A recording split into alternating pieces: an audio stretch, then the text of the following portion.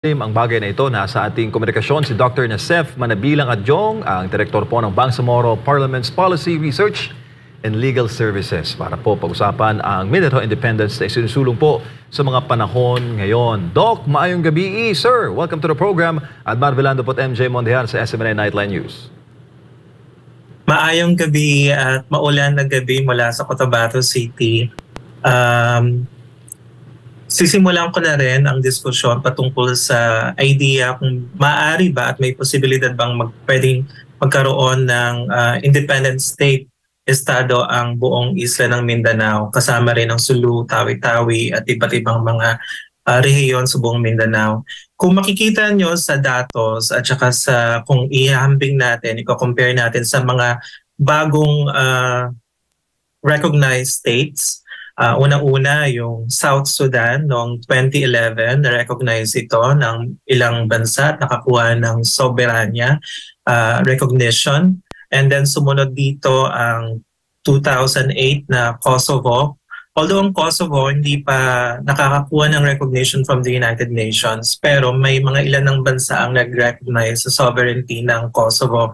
And then yung in 2006, nagkaroon ng independent state ang Montenegro, humiwalay siya sa Serbia. Ganun rin ang Kosovo, humiwalay rin sa Serbia. Tapos sumunod, ang 2002 ang East Timor. Ito yung mga recent na mga bansa na naging independent states sa buong mundo. Kung ihahambing natin, una-una ang demographic population, ang East Timor merong 1.35 million na population. Ang Montenegro merong 626,000 of human population. Ang Kosovo 1.9 million. At ang South Sudan ay merong 11 million na human resource population. Pero mas malaki ang Mindanao. Approximately between 26 to 27 million ang current standing according to statistics in 2023 na approximately 27 million ang human demographic population ng Mindanao. Pag-uusapan naman natin ang size, land geography, kumpara sa mga bagong naging estado na recognized with sovereign states. Ang East Timor merong 1.35 million, 14,874 square kilometers. So sabihin natin almost 5.7 thousand square miles ang East Timor. Tapos ganoon rin ang Montenegro, 5.3 thousand square miles. Tapos ang Kosovo, mas maliit pa, nasa 4.2. Tapos ang malaki lang dito yung South Sudan na nasa 248,000 square miles. Pero Mindanao, mas malaki siya kaysa sa Kosovo, Montenegro at East Timor in terms of land geography and size. Nasa 36,860 square miles. Pag-uusapan naman natin ang gross domestic product based on 2023 statistical data.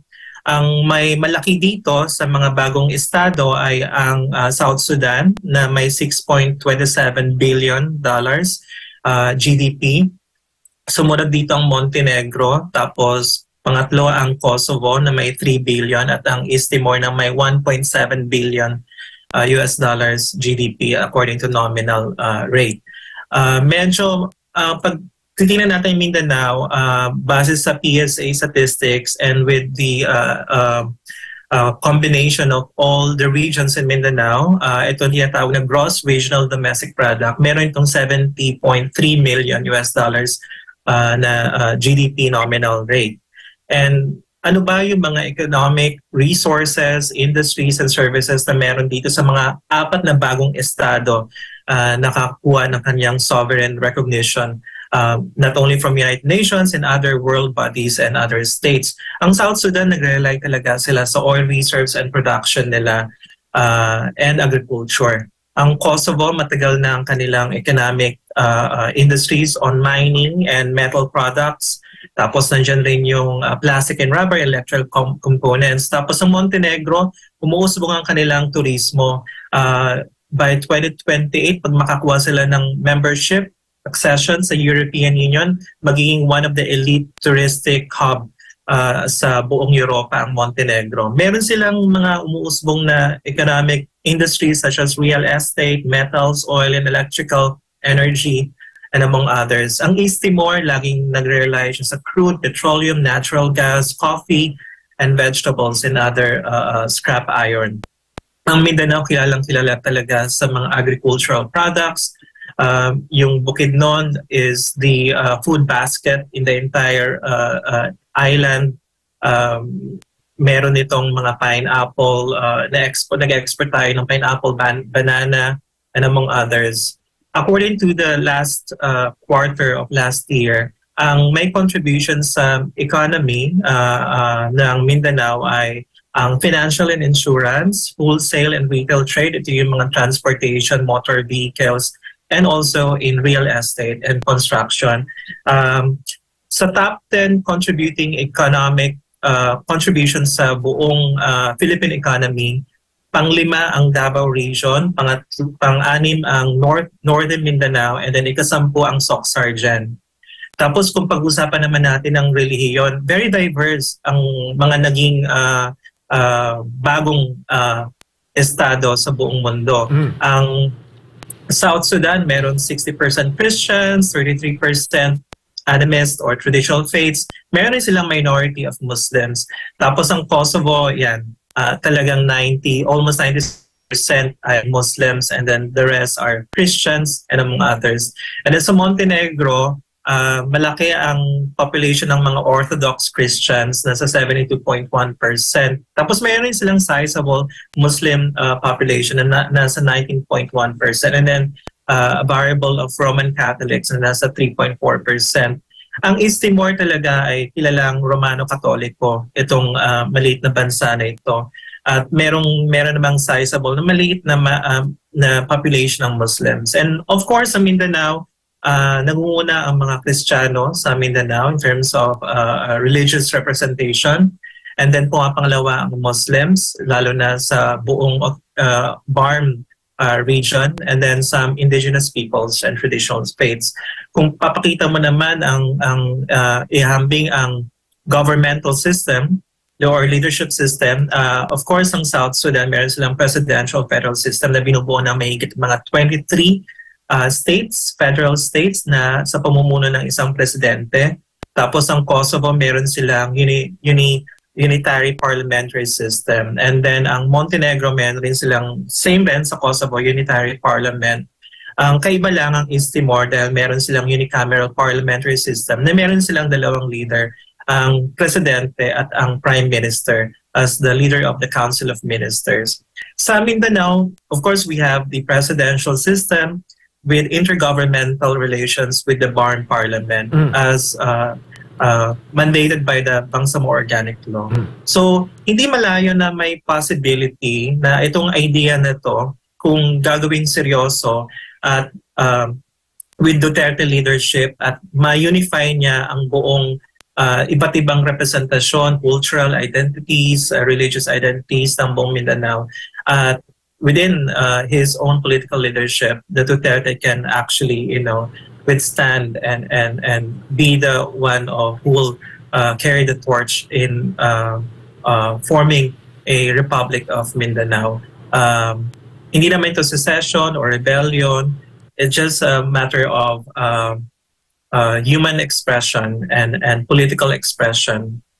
Doc, yung sa East Timor, parang ito yung gusto nila mangyari sa atin unicameral parliament with a president and a prime minister. Pero yung topic natin, pag natuloy po ang Mindanao Independence, ano po kaya sa tingin ninyo, sa inyo po sa academe, ang pinakamainam na form of government na ipairal po sa Mindanao, considering yung marami natin na mga sektor, IP, our Muslim brothers, our Christian brothers, dyan po sa ating pong lugar?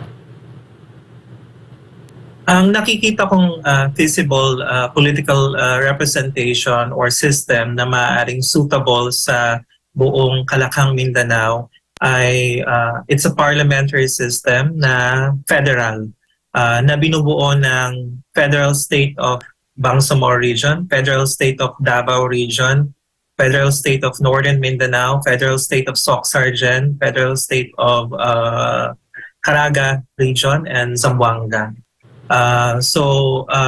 Iba't iba ang kanilang political representation, pero kung gagawin at makikita natin na maging epektibo ang existence ng Bangsamoro region, maaaring itong maging since we're in experimental and on a transition government system sa Bangsamoro, maaaring maging ehemplo kung paano ba naitatag ang BARM Parliament at maging sabihin natin mag-benchmark ang ibang rehiyon kung paano ba nag-grow, nag-build at na-institutionalize ang Bangsamoro Parliament.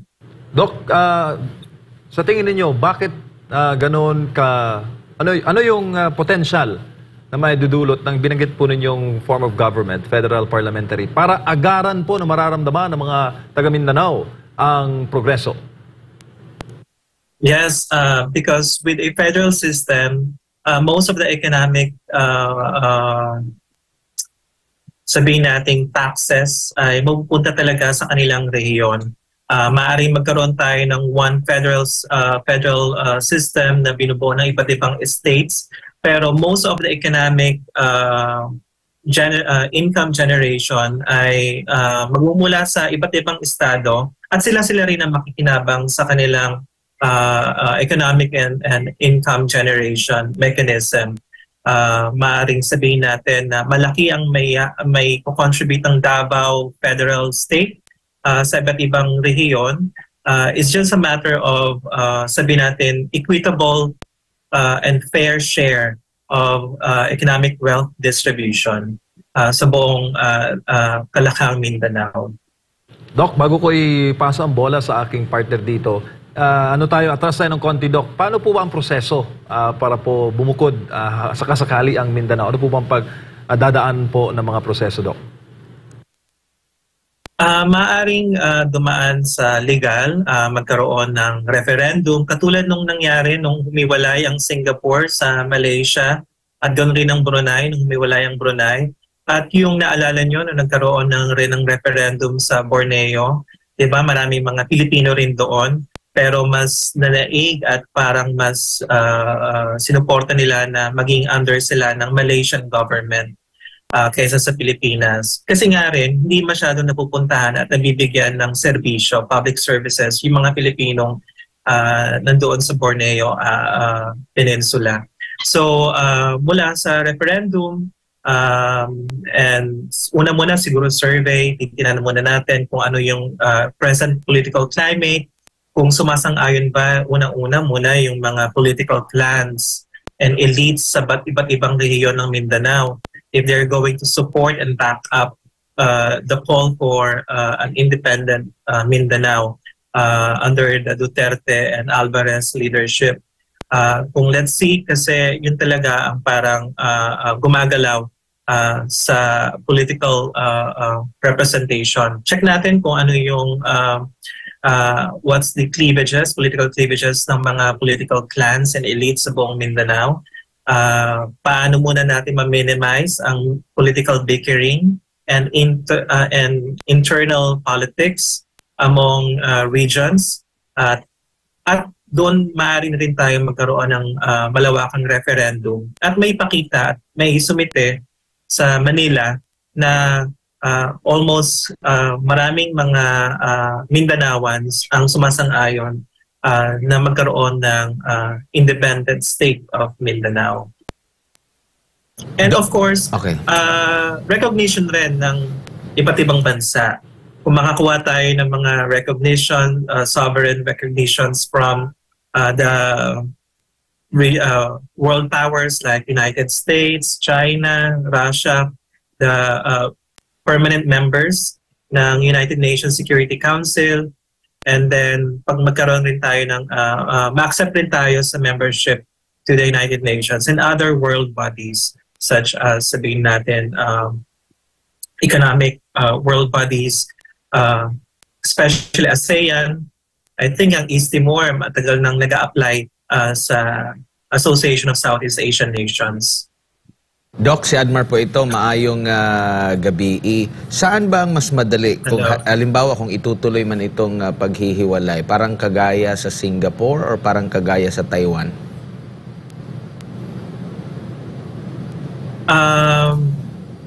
Ang Taiwan ay they still have a kind of animosity with the mainland China. At may mga ibang bansa na hindi nag-recognize sa Taiwan. Mayroon yung mga iba't ibang bansa, lalo na yung mga allied ng United States ang nag-recognize sa Taiwan. Mas maganda ang method na ginamit ng Singapore na kinausap niya talaga ang Malaysia at saka ang Brunei na hihiwalay na sila doon sa federal system mula sa Malaysia. Yun nga lang, meron sigurong mga economic bargains ang binigay ng Singapore sa Malaysia, lalo na kasi yung katubigan nila, yung clean water reservoir ay nanggagaling kasi sa Malaysia. Kaya kung makikita nyo, pag pupunta kayo sa Singapore, napakamahal ng mineral water. Kasi nga wala nga silang clean water reserves. Unlike sa Philippines, lalo na sa Mindanao, kung makikita nyo in terms of natural resources, ecosystem, human resource, na 27 million kumpara sa mga naging bagong estado na mas maliit ang kanilang human demography at iba't ibang resources. Yun nga lang, kailangan lang talaga natin na mula dito sa human resource, kung saan doon din umunlad ang Japan at ang South Korea after the devastation of World War II from their human resource and skills and labor, doon sila umunlad and also with their relationship with other states. So magandang approach ang Singapore as an inspiration for a possible Mindanao independence. Doc, meron po ba kayong alam na pinaka-bago lang or latest lang o ano yung pinaka-latest na may bansang kumbaga humiwalay sa isang bansa, parang naging isang bansa, panibagong bansa ngayon? Ang pinakabago yung South Sudan na humiwalay in 2011. Yun nga lang, hanggang ngayon, almost 70% ng population ng South Sudan ay under the poverty incidence rate. At marami pa rin conflicts ang namamayagpag sa South Sudan. Pero dahil sa kanilang oil reserves production, mataas ang kanilang GDP na nasa 6 billion nominal dollars, nominal representation. Yun ang pinaka-latest na humiwalay. Tapos yung 2008, ang Kosovo, humiwalay sa Serbia. Yun nga lang, Kosovo ay nag-a-apply pa rin as a member of United Nations. Hanggang ngayon, hindi pa rin nabibigyan ng certificate of membership. Tapos ang Montenegro, 2006. And kung ihamping naman natin with sa Timog Silangang Asya, ating mga neighboring countries, ang East Timor in 2002. Pero they gained independence from Indonesia in 1975. Pero in terms of gaining their sovereignty, it was just in 2002. Kasi itong sa bansang Singapore, 1960s pa ito, siguro hindi rin nakita ng Malaysia itong ganito ang mangyayari ngayon sa Singapore. Though may maganda pa rin mga relasyon sila ng itong dalawang bansa na ito. Pero itong Mindanao, nakitaan na kasi ng malaking oportunidad. Though hindi lang masyadong nabibigyan ng pansin.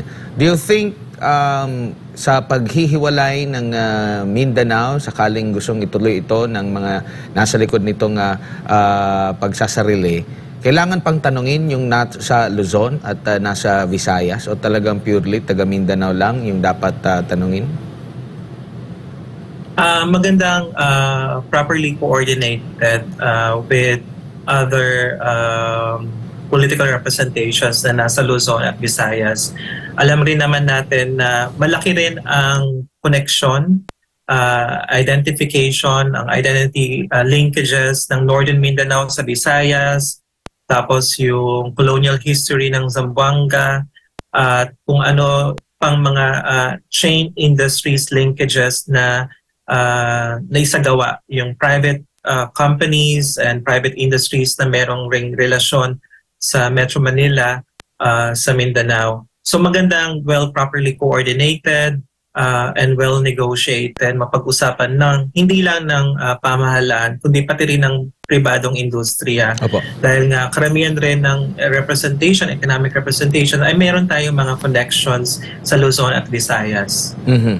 Nakikita mo ba na isa sa mga magiging challenge, sakaling ituloy man ang plano na yan, ito pong pagkakaroon na ng autonomiya dyan po sa BARM? Nakikita ko and alam naman natin na matagal nang sa struggle ng Moro ay gusto talaga nilang magsisid in the first struggles of the Bangsamoro from the Philippine government. Pero dahil nga nagkaroon ng karampatang negosasyon at peace settlement sa pagitan ng national government at ang Moro Islamic Liberation Front, nabuo ang Bangsamoro Autonomous Region and Muslim Mindanao. Kaya nga magandang tingnan kung maganda bang ehemplo na nakapagtaguyod ng isang autonomy ang isang rehiyon sa Mindanao kung ipagpapatuloy natin ang independent movement ng Mindanao, or doon tayo sa mas medyo sabihin nating moderate approach on establishing federal system sa buong Pilipinas through changing the constitution. Pwede rin sigurong idagdag sa Mindanao, kung maghihiwalay na ang Mindanao sa Luzon at Visayas, idagdag yung Sabah. Doc, nakikita mo rin ba yan? Wala gubot man. Medyo madugo dahil alam naman natin na karamihan ng mga nakatira sa Sabah, nagkaroon sila ng referendum, ay mas pinili nilang magstay sa Malaysia. At yung mga serbisyo, public services na nakakarating sa Sabah ay mula sa Malaysia. Even if you go to Sabah, kailangan mong mag-present ng iyong passport, Philippine passport. So mahirap na habulin pa ang Sabah. Although meron tayong the Sultanate of Sulu, yung Sultan ng Sulu at ng kanyang pamilya na napursigidong makuha nila ang Sabah. At ngayon merong kasalukuyang na usapin na nagaganap sa Malaysian Parliament patungkol sa issue ng Sabah. Sa nakikita mo, Doc, or based din sa ibang mga humiwalay na bansa, mga ilang taon kaya ang gugugulin para ma-stabilize? Kasi nga, sabi mo nga, medyo madugo, maraming dapat ikonsidera, at sa paghihiwalay niyan, maraming mga dapat na gawin. Tingin mo sa mga ibang bansa, like kagaya ng Singapore, mga ilang taon bago nila nakamit yung ganiyang stability? Yung transition framework or timeline, most sa average na naging stable ang isang society na after gaining their independence ay tumatagal na average from 6 to 10 years ang framework para ma-establish at ma-institutionalize ang iba't ibang sektor at iba't ibang bumubuo sa bagong estado. Kaya nga 'di ba, kung makikita nyo ang Bangsamoro government, humingi sila ng extension noong 2022 dahil hindi pa sapat yung naibigay na 3 taon of transition. Ngayon magkakaroon na ng election, so it took them at least 6 years by the time na magkaroon ng election sa BARM in May 2025. Doc, isa na lang bago si MJ ulit. How about gayahin yung BARM? Yun nga, even pag kakusapin mo rin yung mga iba't ibang mga personalidad, nakikita at tinitingnan talaga ang BARM as an experimentation kung magiging effective ba, na kung ito ba ang magiging trend natin for a possible independent federal state system ng Mindanao. So maganda siyang tingnan bilang ehemplo kung magiging successful ba ang pag-establish at ng pag-transition ng BARM into a regular parliament next year. Doc, para po sa mga proponents ng Mindanao Independence, anong mabibigay niyo pong advice sa kanila para po mas marami maging aware sa ating mga kababayan na okay itong plano na to at kaya nating tumayo sa ating sariling mga paa?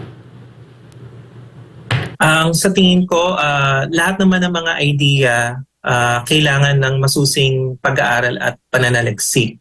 So kailangan talaga iba't ibang grupo, iba't ibang scholars magbigay ng feasibility study at research works na makikita natin kung ano ba yung mga pros at ano ba yung mga cons. Ano ba yung nag-argue in support of independent state of Mindanao, ano rin naman yung mga arguments and data that would also support against sa independent state of Mindanao. Kung maging independent ba state, ano yung magiging implication nito after gaining their independence, or mas maganda ba na iba't ibang recommendations ang magawa ng iba't ibang scholars and group of people kung mag-stay na lang tayo sa federal system o mag-stay na lang tayo dito sa intergovernmental system between BARM and national government, or under pa rin tayo ng presidential system under the Manila government. So kailangan talaga ng masusing pag-aaral at mananaliksik sa kahit anumang ideyang pinopropose sa publiko. Para rin ang multiple publics o ang publiko at ang taong bayan ay makapag-isip rin at matingnan kung ano ba yung mga magiging implikasyon ng idea na ito. Kung pag-uusapan yung lalo na sa kanilang sa kanilang hanap buhay. Yung statehood ng Singapore, at tagal na yun, Doc. Yung pinaka-latest nga, yung Sudan, 2011, that's 13 years ago from 2024. Do you think yung panawagang autonomy, full autonomy sa Mindanao, huli na o pwede pa? Sa tingin ko hindi pa naman huli dahil nakikita naman natin na meron ng kapayapaan sa Mindanao mula doon sa Bangsamoro Organic Law, so doon sa Comprehensive Agreement, Bangsamoro Agreement, humupa ang mga conflicts. Nakita rin natin ang unti-unting pag-develop. Last quarter, third quarter ng last year, almost 7.9 ang economic contribution ng buong Mindanao. And nakikita natin na tumaas pa hanggang 14% ang contribution ng Mindanao sa buong ekonomiya ng Pilipinas. So makikita talaga natin ito sa sabihin natin sa will ng mga Mindanaoans kung kaya na talaga nila magsarili or ituloy pa rin ang relasyon sa Visayas at sa Luzon. Doc, huli na lang, do you think, kasi pag binabanggit mo yung Mindanao, nababanggit mo yung mga lugar na kadalasan nasusulat sa mga balita na delikado, talagang may stigma ang taong bayan, lalo na itong mga taga dito sa Metro Manila at mga lugar na hindi po alam yung dynamics ng ating pong kabuhayan at pamumuhay dyan sa Mindanao. Pag nagkaroon po ba ng full autonomy, do you think yung stigma, yung takot, yung pangamba na bumisita sa Mindanao ay mawawala? Depende rin kung paano yung marketing strategy na gagawin, mga mekanismong gagawin ng sabihin natin an autonomous region in Mindanao, kung paano niya may papakita sa Luzon at Visayas ang kagandahan ng Mindanao at iba't ibang mga angking galing ng mga tao at mga natural resources at ng turismo. So far, marami naman mga tourist hubs at saka mga developed na cities sa Mindanao. Ang bigyan nila nating tuunang pansin ay yung mga nakatagong yaman sa Tawi-Tawi, sa Sulu, Basilan at iba't ibang mga rehiyon na hindi gaano nabibisita ng mga hindi taga Mindanao. At maaari rin na may pakita rin isang marketing strategy ay yung mga pagkain na sobrang masasarap, mga food delicacies ng Mindanao. Doon muna maaaring ipakilala ang yaman na may dudulot. At syempre lahat naman siguro pag naisip na durian, marang at iba't ibang mga food delicacies ng Mindanao o Maranao food, yun ang naiisip ng mga tao sa Metro Manila, Luzon at Visayas para ma-relate nila at kung ano yung magiging perception nila sa Mindanao na hindi lang puro gulo at conflict. Sir, mensahe po ninyo sa ating mga kababayan, lalo po yung mga excited, yung iba adamant, yung iba ayaw na magkaroon ng Mindanao Independence. Ano pong habilin po ninyo sa kanila, Doc?